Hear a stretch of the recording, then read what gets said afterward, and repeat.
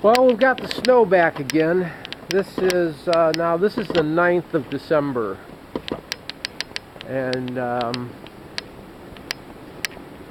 that's pretty much what we get.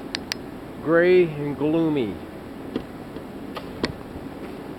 Pretty cloudy day. But I'll tell you what, that's the reason I built that.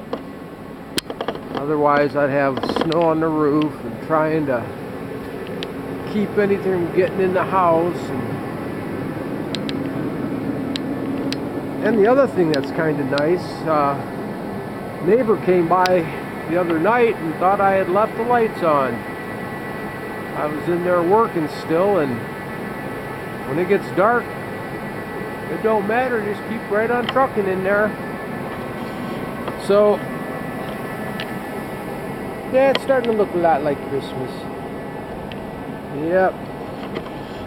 Hey, there's an eagle over there. Yeah.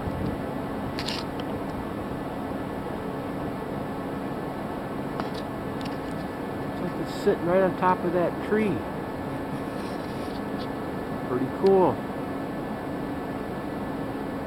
Alright, well, we'll get back inside. I want to spook him.